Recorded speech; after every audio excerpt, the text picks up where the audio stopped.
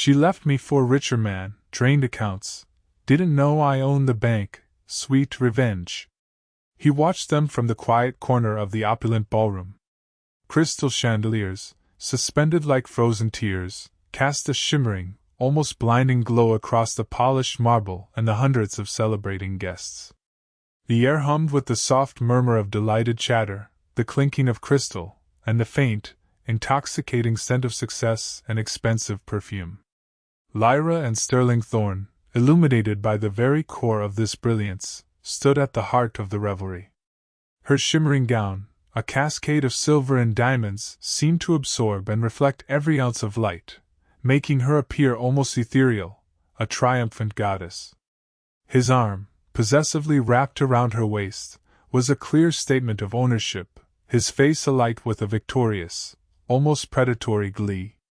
Their laughter, loud and uninhibited, echoed a little too much in the grand hall, a cacophony of their perceived victory that grated on the serene stillness Kaelen had cultivated within himself. They had just announced their engagement, a mere 3 weeks after Lyra had walked out on him, taking with her not just his heart, but, as she believed, every last penny he owned. They looked invincible, untouchable, radiating a certainty that they had left him utterly broken and financially ruined. A glass of water, condensation beating on its surface, rested coolly in Kaelen's hand. His presence in the ballroom was unnoticed, a testament to the anonymous, unassuming life he had meticulously cultivated over years. A faint, almost imperceptible smile touched his lips, a private acknowledgment of the profound irony of the scene unfolding before him. They believed they had seen the end of his story, a tragic tale of a naive man fleeced by a conniving woman and her equally manipulative new suitor. What they didn't know, what they couldn't possibly fathom, was that this wasn't the end of his story at all. It was merely the end of their prologue, and the true narrative, one Kaelen had meticulously crafted, was just beginning to unfold. The funds they had so gleefully emptied from his bank accounts were merely a fractional, deliberately exposed tip of an iceberg so vast, so deeply rooted in the global financial infrastructure, that their understanding of wealth and power was about to be redefined with brutal clarity. They saw a man dispossessed. He saw 2 puppets, dancing precisely to the strings he was about to pull, strings they didn't even realize existed.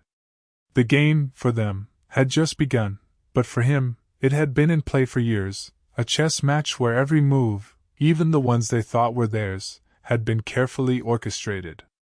He felt no anger, only the deep, satisfying calm of a master strategist whose grand design was finally moving into its decisive phase.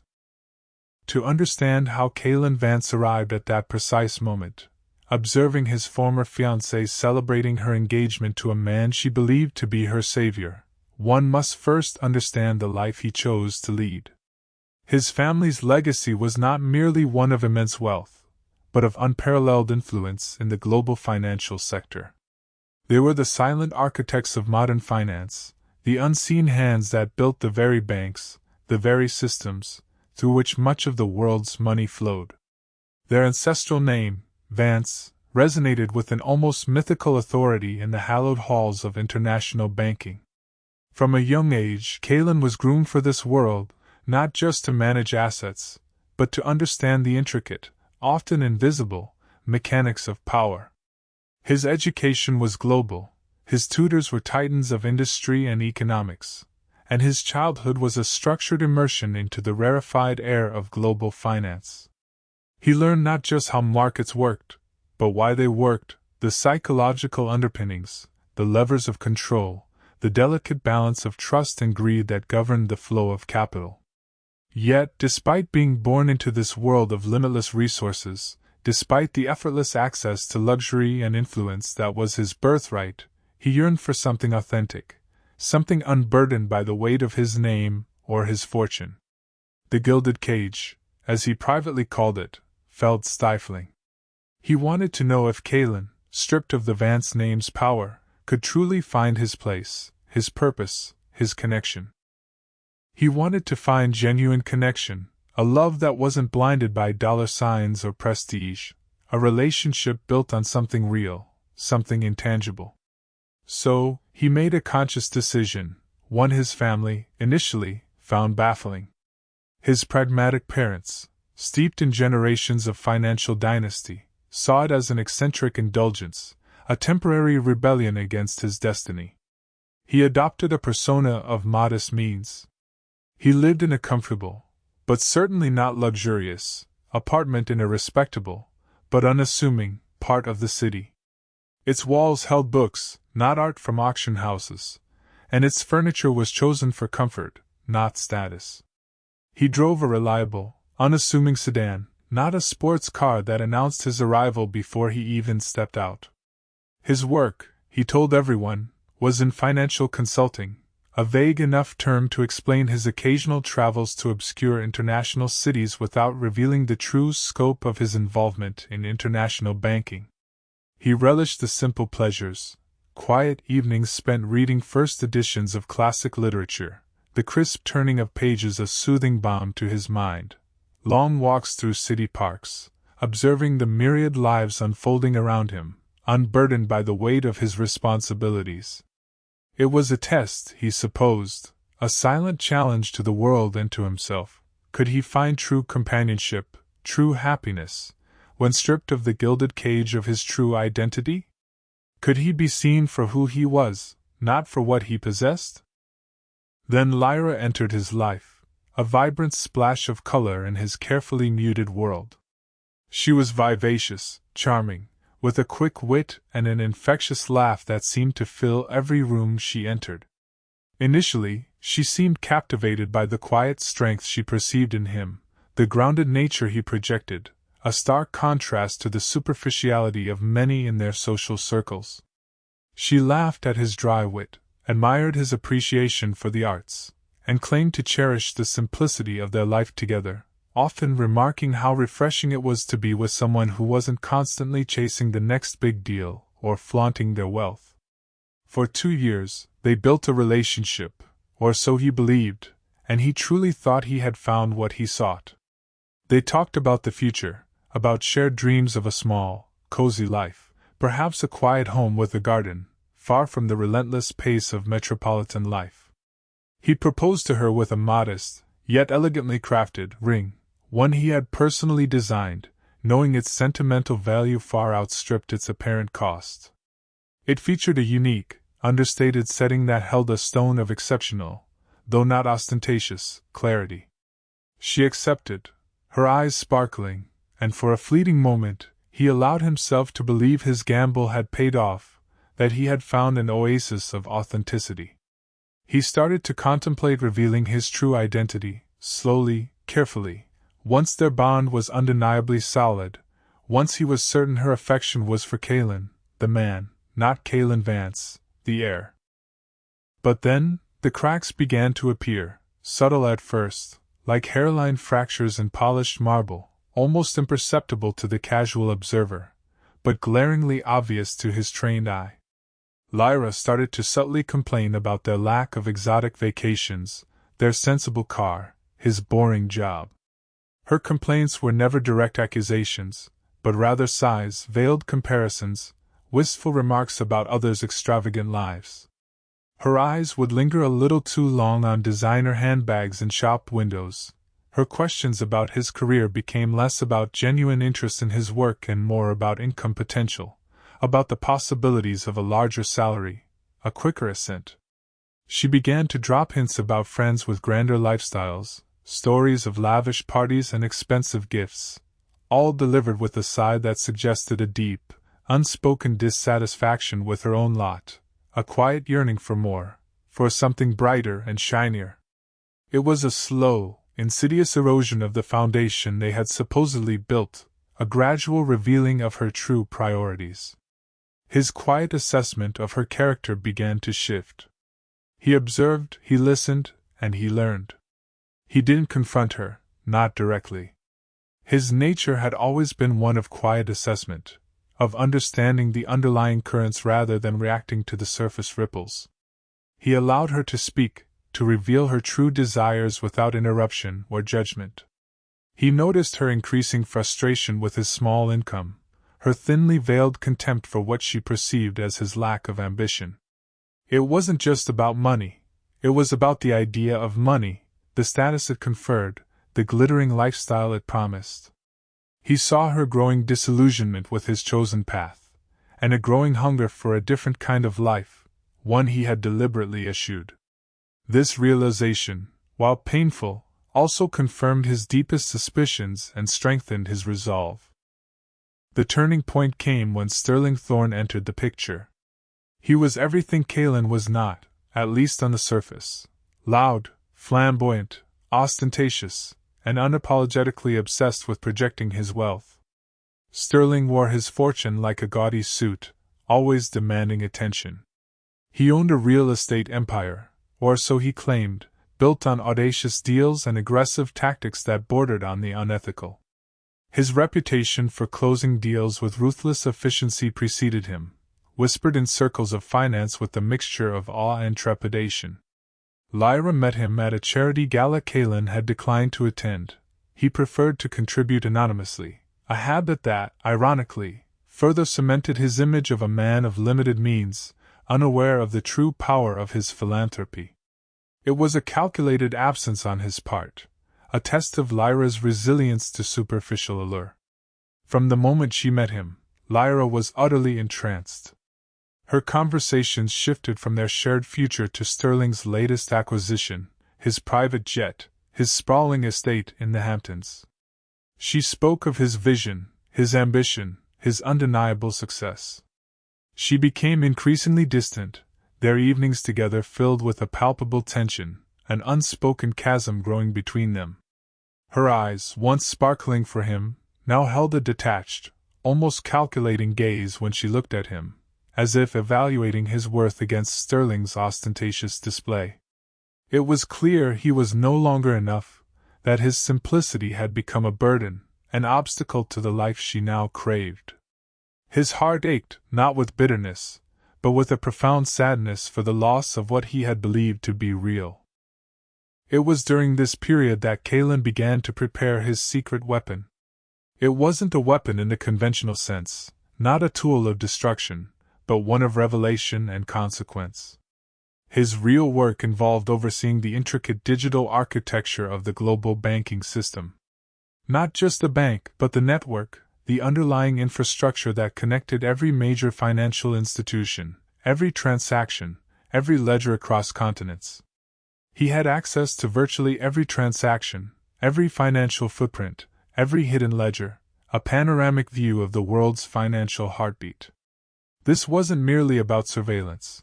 It was about understanding patterns, identifying anomalies, and if necessary, initiating systemic changes to maintain stability and detect fraud. He had always used this power discreetly, for legitimate purposes, a silent guardian of global finance. But now, for the first time, a personal element had entered the equation, albeit one he was determined to handle with the same strategic detachment. He didn't prepare it out of malice, but out of a calm, strategic foresight.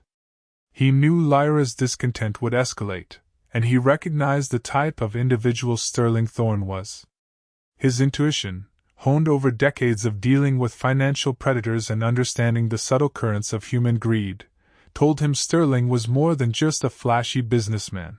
There were shadows in his dealings, a distinct odor of impropriety beneath the sheen of success. So, he quietly, meticulously, without drawing any attention, initiated a deeper layer of monitoring. Not just on Lyra, but on Sterling, and crucially, on any and all financial entities they interacted with. This wasn't about revenge. It was about justice, about exposing the truth that would inevitably emerge from their actions. He needed to ensure that when the inevitable betrayal came, he wouldn't just be a victim, but an architect of true consequence. He began subtly implanting digital tripwires, establishing intricate links between seemingly disparate accounts, and creating a comprehensive, irrefutable dossier on their every financial move. It was all done within the existing framework of the systems he controlled, perfectly legal, perfectly untraceable as a personal vendetta. It was simply good, thorough financial oversight, a deep dive into an area his instincts told him needed scrutiny. The day Lyra broke off their engagement was surprisingly mundane, yet devastating in its calculated cruelty. She sat him down in their living room, the one he had filled with books and quiet comfort, her face devoid of emotion, a blank canvas of indifference. She declared that she couldn't live a small life anymore. She needed excitement, ambition, and the kind of security he, in her words, could never provide. She spoke of Sterling Thorne as her destiny, her true match, a man who understood her needs and aspirations. He listened, his face impassive, his heart aching with a quiet resolve. He didn't argue, didn't plead. There was no point. Her mind was made up, her gaze fixed on a future he deliberately hadn't offered, a future he knew to be a mirage. What truly stung, however, was her final act. Before leaving, she had systematically drained every bank account associated with his name, or rather, the accounts associated with the humble persona he had presented to the world. She had access to them, of course, as his fiancée, her name having been added to facilitate their shared life. Every savings account, every checking account, every investment fund she knew about, all zeroed out. She left him a note, scrawled on a napkin, stating, "Consider this my severance package. You owe me for wasting my time." She genuinely believed she had left him penniless, helpless, utterly broken. He picked up the napkin, his fingers tracing the hastily scrawled words, a faint tremor running through him. As he stared at the empty figures on his banking app, the modest sums he had deliberately exposed to her, knowing her character, a profound calm settled over him. There was no anger, only a quiet understanding. This was the final piece of the puzzle, the clear, undeniable confirmation of her true character, and an unfortunate validation of his earlier suspicions.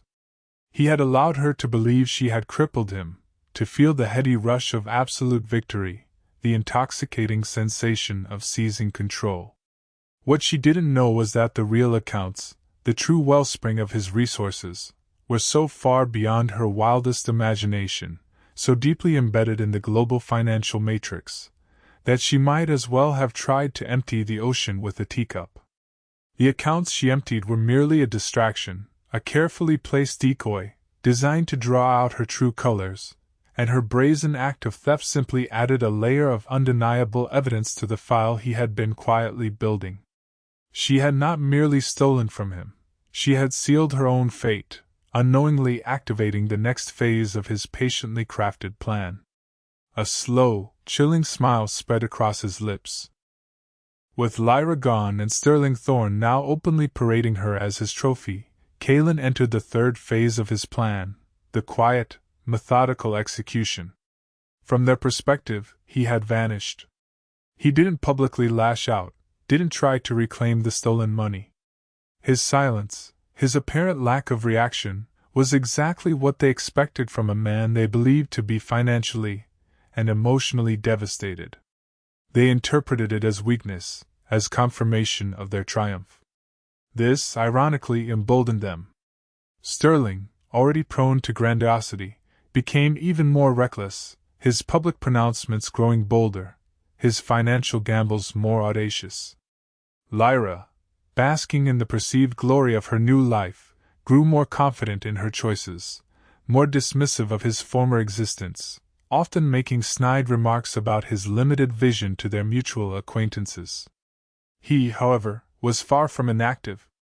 His days were spent not in despair, but in the serene, focused work of an architect meticulously building a complex structure, piece by digital piece. He deepened his scrutiny of Sterling Thorne's financial dealings. His systems, working silently in the background of the global financial network he commanded, began to flag transactions, identify patterns, and expose the subtle web of shell corporations and offshore accounts Sterling used to obscure his true financial health and, more importantly, his illicit activities. The digital breadcrumbs he left were painstakingly followed, leading Kaelen deeper into the labyrinth of Sterling's deceptions. Sterling was, as Kaelen suspected, a master of smoke and mirrors. His real estate empire was built on a foundation of inflated assets, dubious loans, and, as his systems clearly revealed, a significant amount of money laundering. He took risky bets, leveraged assets to the hilt, often exceeding any reasonable financial prudence, and relied heavily on the sheer audacity of his public persona to attract new, unsuspecting investors. He projected an image of Midas-like success, but beneath the veneer, the structure was shaky, teetering precariously on the edge of collapse. Kaelen's task was simply to nudge it, to apply precisely calibrated pressure until it crumbled. He began by making subtle adjustments within the financial system itself. These weren't overt actions that would raise immediate red flags, but rather delicate interventions that increased friction in Sterling's operations. For instance, Kaelen might adjust the risk assessment algorithms for certain types of loans that mirrored Sterling's complex structures, or subtly tighten compliance protocols on specific international transfers originating from the regions Sterling favored for his offshore activities. These changes were imperceptible to individual actors like Sterling, mere shifts in the background hum of the market, but collectively, they created a subtly more restrictive environment for his high-risk, borderline illegal operations. He would find his lines of credit tightening slightly, his international transactions facing marginally longer delays, his attempts to move large sums becoming slightly more scrutinized, requiring more paperwork, more approvals. He would attribute these minor frustrations to market volatility or new government regulations, perhaps even to a competitor, never once suspecting a direct, targeted influence. He would simply perceive the world becoming a little harder to navigate. Lyra, meanwhile, was happily spending the severance package she had taken from Kaelen's accounts, along with Sterling's seemingly endless supply of cash. She bought designer clothes from exclusive boutiques, exquisite jewelry that glittered on her neck and wrists, and began planning an extravagantly lavish wedding that promised to be the social event of the year. Every purchase, every transaction, was a data point for Kaelen's system. It allowed him to see the precise flow of money, how Sterling was financing her increasingly extravagant lifestyle, and how deeply intertwined their finances were becoming. This was crucial. The more their financial destinies merged, the more comprehensive the impact of Kaelen's eventual actions would be, ensuring that Lyra would share fully in Sterling's ruin. Kaelen also began to orchestrate a series of seemingly unrelated opportunities for Sterling. These were meticulously crafted illusions of lucrative deals, presented through various reputable, but ultimately controlled, channels. For example, a seemingly straightforward land development deal in a booming district, or an investment opportunity in a rapidly expanding tech startup. These were designed to be irresistible, promising exorbitant, almost unbelievable returns, precisely the kind of high-stakes, high-reward ventures Sterling relished, his greed overriding any caution. What Sterling didn't know was that these opportunities were carefully constructed traps. The land deal involved complex environmental regulations that were about to shift, making the development impossibly expensive, a financial sinkhole hidden beneath layers of appealing projections. The tech startup, while initially promising, was a house of cards whose underlying technology was fundamentally flawed, its market appeal ephemeral, a fact Kaelen was privy to through his extensive network of industry analysts and his own deep understanding of emerging technologies. These were not direct attacks, but rather strategically placed bait, designed to lure Sterling into overextending himself, into committing significant capital to ventures that would inevitably fail, dragging his already shaky empire down with them. He would sign contracts, make large down payments, and borrow heavily, digging himself deeper into a financial hole without realizing it, his ego blinding him to the obvious red flags. He took the bait, every single time. His ego, combined with his inherent greed, blinded him to the subtle risks. He saw only the immense potential profits, the chance to further inflate his public image, to solidify his reputation as an unstoppable force. He bragged about these deals to Lyra, painting himself as an infallible financial genius, a modern-day Midas whose touch turned everything to gold. Lyra, in turn, reinforced his delusions, praising his business acumen, completely unaware that she was celebrating his accelerated march towards financial ruin, unknowingly cheering him on towards their shared abyss. As the weeks turned into months, Sterling's empire, once seemingly impregnable, began to show genuine signs of strain. Loans that were once easily approved now faced unexpected hurdles, requiring more collateral, more time. Investment opportunities he relied on began to dry up as Kaelen subtly shifted the flow of capital away from his sphere of influence. His cash flow, once robust, became erratic, unpredictable, leading to late payments and growing anxiety among his team. He attributed it to economic headwinds and fickle markets, muttering about the unpredictability of global finance, but the underlying truth was far more precise. Kaelen's quiet, systematic pressure was beginning to tell, a slow, relentless tightening of the screws. Kaelen watched patiently. He saw the subtle changes in Sterling's demeanor, the slight tremor in his voice when discussing finances, the forced joviality that barely concealed his growing anxiety, the increasing number of late-night calls he received. Lyra, too, began to notice, though she dismissed it as stress from big deals, attributing his frayed nerves to the immense pressure of his colossal ventures. They were becoming increasingly desperate to close their biggest deal yet, a massive international real estate conglomerate acquisition, rumored to be worth billions. This was their crowning achievement, the deal that would solidify Sterling's legacy and secure their future for generations. It was also the deal Kaelen knew would be their undoing. He had pulled the strings, ensuring this particular opportunity, fraught with hidden liabilities and precarious financing, was presented to Sterling at precisely the moment he was most vulnerable, most desperate for a grand slam, a deal that would silence his growing financial anxieties and restore his Midas touch. The stage was set, the final act drawing near, and Kaelen felt a quiet satisfaction.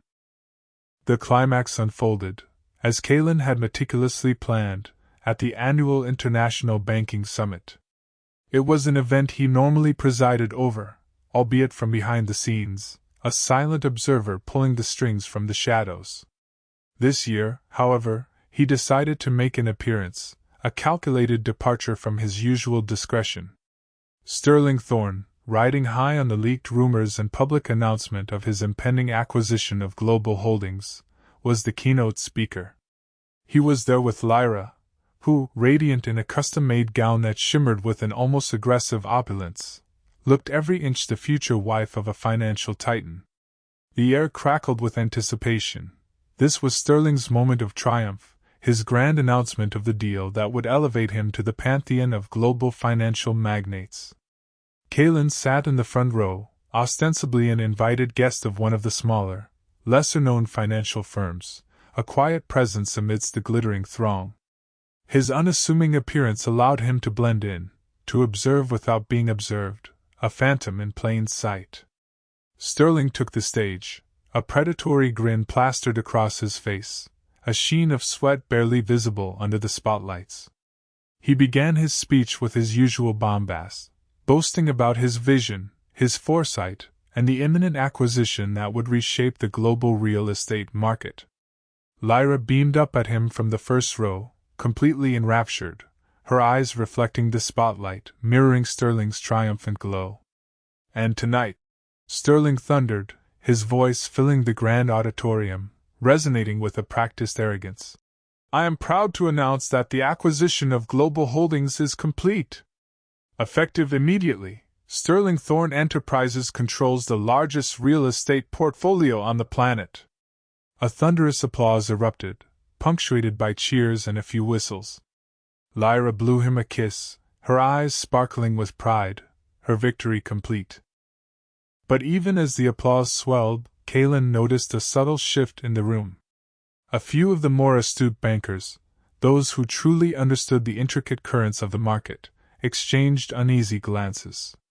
They knew the Global Holdings deal was notoriously complex, fraught with hidden liabilities and requiring an astronomical amount of capital. They also knew Sterling's reputation for cutting corners, for building empires on shaky ground. Their silence, their knowing looks, spoke volumes. Sterling, oblivious to the subtle dissent, began to elaborate on the details of the acquisition, his voice growing louder, more self-congratulatory.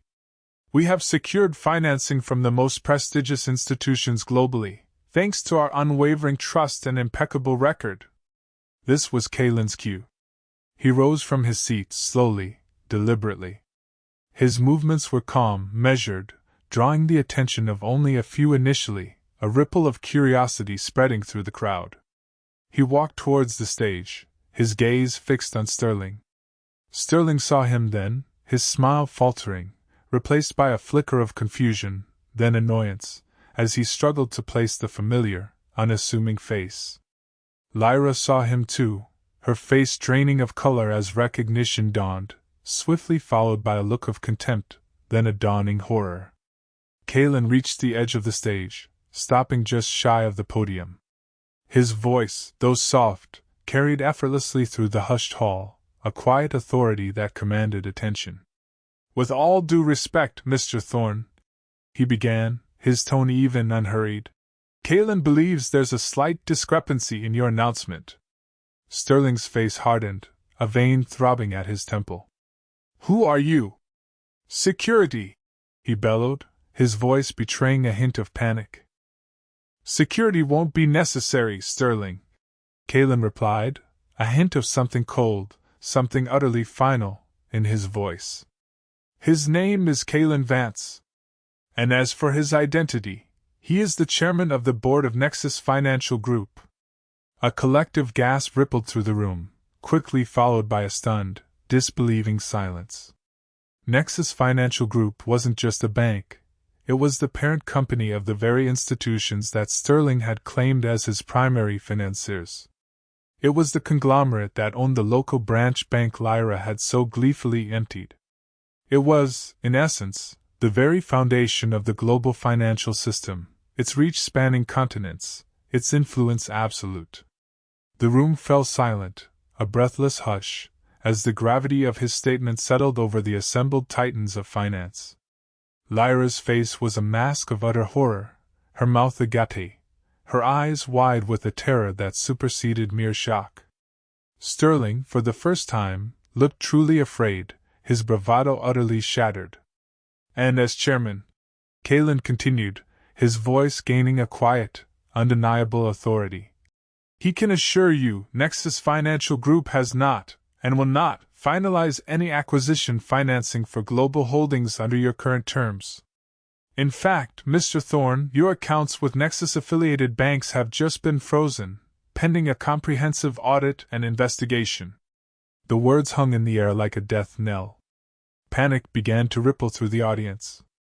Faces turned from Sterling to Kaelen, then back to Sterling, their expressions shifting from admiration to dawning horror, a realization of the magnitude of the exposed deception. Murmurs began to spread, quickly escalating into a frantic buzz. "This man is lying!" Sterling shrieked, his composure completely shattered, his voice cracking with desperation. He tried to project confidence, but his eyes darted wildly, searching for an escape, for any sign of support. "He's a nobody! A disgruntled ex-fiancé trying to ruin my name!" "A nobody?" Kaelen repeated, a faint, almost imperceptible smirk touching his lips, devoid of humor, laced with triumph. "Perhaps. But let's clarify a few things, shall we?" He gestured towards the enormous LED screen behind Sterling, which moments ago had displayed his company logo. With a few taps on his hidden device, a discreet and sleek comlink only visible to him, the screen changed. It didn't display abstract charts or complex data that required explanation. Instead, it showed a series of meticulously compiled ledgers, transaction records, and corporate structures, presented with stark clarity. Names, dates, amounts. Shell companies, offshore transfers, suspiciously large payouts to entities linked directly to Sterling and, increasingly, to Lyra. These, ladies and gentlemen, Kaelen stated, his voice calm but firm, are the true financials of Sterling Thorne Enterprises. A house of cards built on manipulated asset valuations, fraudulent loan applications, and a significant amount of capital gained through illicit means. The Global Holdings acquisition, Mr. Thorne, was not only severely overvalued, but it was also intended to be financed through a network of funds that, as Nexus systems clearly show, are deeply connected to international money laundering operations. This wasn't ambition, but outright criminality. He paused, letting the implications sink in, allowing the weight of the evidence to press down on Sterling and the stunned audience. And as for the funds you believed you secured, Sterling, he continued, his voice dropping slightly, know this, Nexus Financial Group, under Kaelen's direct oversight, has been tracking every single one of those transactions. Every movement of money, every false declaration, every illicit partnership. Your entire operation, from the moment Lyra Dubois, with her misguided sense of entitlement, emptied his modest personal accounts, by the way, that were specifically set up to expose such betrayals, has been under his complete and unwavering scrutiny. You see, the bank she emptied was merely a local branch. Kaelen Vance owns the entire network behind it. And that network, Mr. Thorne, has been meticulously documenting your financial misdeeds for months, building an irrefutable case against you. Lyra let out a small, strangled cry, her hands flying to her mouth, her eyes fixed on the screen, the true, horrifying reality crashing down on her. Sterling stood frozen, his face a ghastly shade of white, his eyes wide with a terror that transcended mere financial ruin. He lunged at Kaelen, a desperate, animalistic roar escaping his lips, but security, now alerted by the escalating drama and the undeniable weight of Kaelen's words, intervened, swiftly restraining him. The Global Holdings deal is off, Kaelen announced to the room, his voice resonating with finality, cutting through the rising panic. Nexus Financial Group, along with its consortium of allied banks, will not be associated with such a venture. Furthermore, all accounts linked to Sterling Thorne Enterprises are now subject to immediate forfeiture pending investigations by international financial regulators, whom Kaelen has already alerted. The evidence, gentlemen, is overwhelming and irrefutable. The room erupted into a cacophony of panicked whispers, ringing phones, and hushed exclamations. The facade had shattered. The Titan had fallen, brought down not by a rival, but by the quiet, unassuming man he had so confidently dismissed as a nobody. Lyra, still seated, looked like she had seen a ghost, not the ghost of a man she had scorned, but the ghost of a life she had forfeited. The silence Kaelen had maintained, the weakness they had perceived, was merely the stillness before the storm. The full extent of his power, meticulously concealed for years, had finally been unleashed, and its impact was absolute. The fallout was immediate and catastrophic, a domino effect that sent shockwaves through the financial world. Within hours of Kaelen's revelation at the summit, Sterling Thorne's empire began to unravel with breathtaking speed. Kaelen's preemptive alerts to financial regulators meant that as he spoke, their teams were already moving. Raids were conducted on Sterling Thorne Enterprises offices in multiple cities simultaneously, assets were frozen globally, and arrest warrants were issued. The media, initially stunned, quickly caught on, turning the story into a global sensation. Billionaire mogul exposed by humble ex-fiancé, screamed headlines, quickly followed by deeper, more accurate analyses. Nexus Financial Group chairman unmasks massive fraud. The sensational nature of Kaelen's quiet revenge captivated the public imagination, transforming him from an unknown entity to a figure of almost mythical justice. Sterling, once the epitome of confidence, was reduced to a public spectacle of humiliation. Photos of him, disheveled and defiant, being escorted out of his lavish headquarters by law enforcement, flooded every news channel. His boasts of an impeccable record now echoed with bitter irony. The intricate web of shell companies and offshore accounts that Kaelen had exposed collapsed, revealing the true, shaky foundation of his wealth, a house of cards built on sand. Investors, seeing their money vanish into thin air, initiated class action lawsuits that promised to strip him of any remaining assets. His business partners, who had either been complicit or simply blinded by his charisma, found their own reputations and finances severely damaged. Many faced criminal charges for their involvement in his illicit schemes, their complicity now laid bare by the relentless scrutiny Kaelen had initiated. Lyra's collapse was equally swift and devastating. Her engagement to Sterling, once her golden ticket to a life of unimaginable luxury, became her direct link to his downfall. She was implicated not just by association, but by her own financial transactions that Kaelen had tracked, particularly the severance package she had taken from his accounts, which, when traced, revealed how deeply she had funded her lavish new lifestyle with tainted money. The public turned on her with a vengeance, fueled by the narrative of her betrayal and greed, amplified by social media.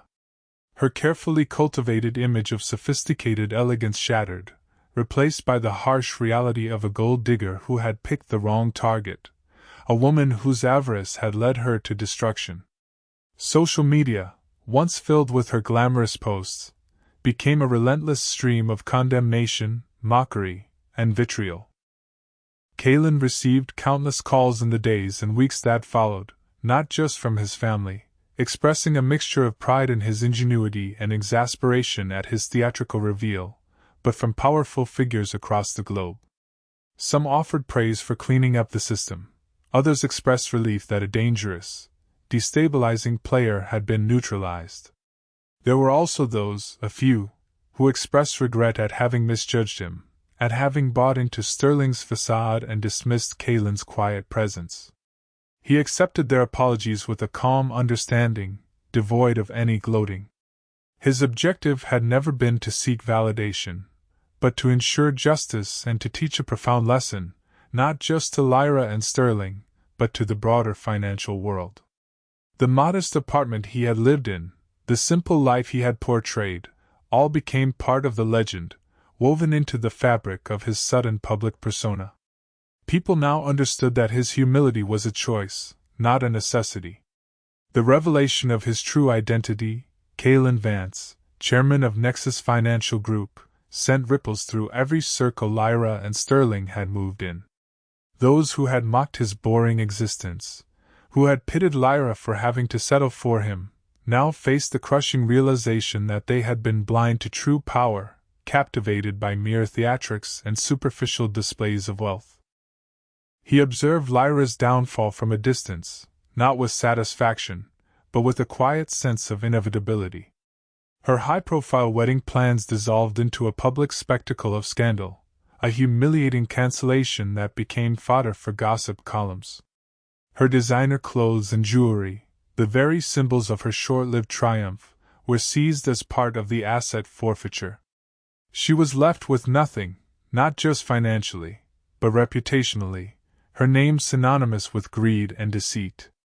The life she had so desperately chased, the one she believed would bring her happiness, had vanished, leaving her in the very state of destitution she had so gleefully tried to impose upon him. Sterling, facing a litany of charges, was remanded in custody.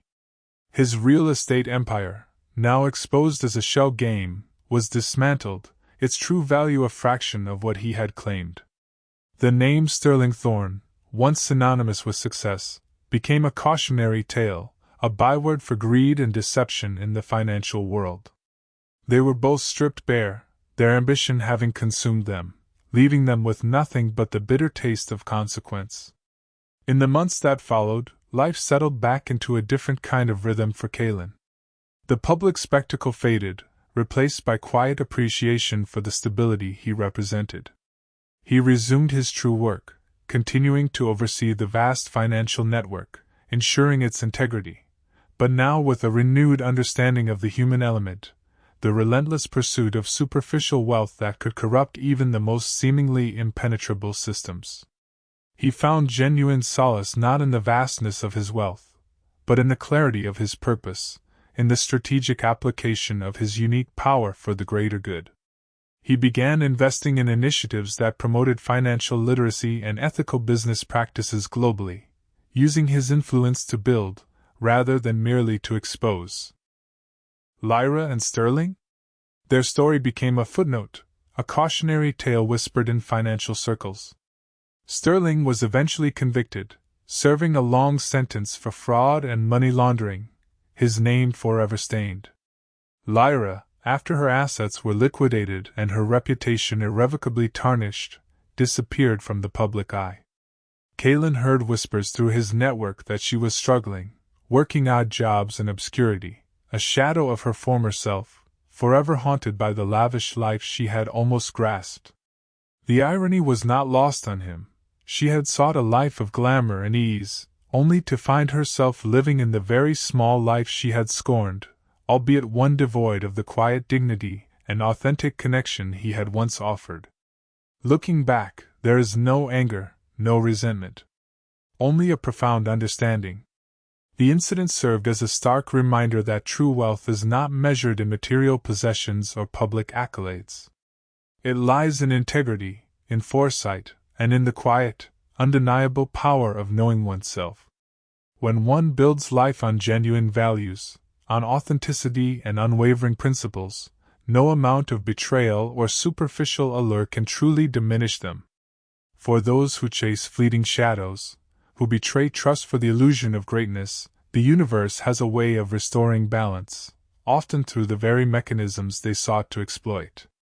Remember, the quietest forces can often be the most profound, and true power isn't about what one shows the world, but what one truly possesses within. If you found this story of quiet power and calculated justice compelling, make sure to subscribe to our channel and turn on notifications so you don't miss similar narratives of hidden depths and unexpected turns. What do you think Lyra and Sterling's first thoughts were when they realized the true identity of the man they had scorned? Share your theories in the comments below.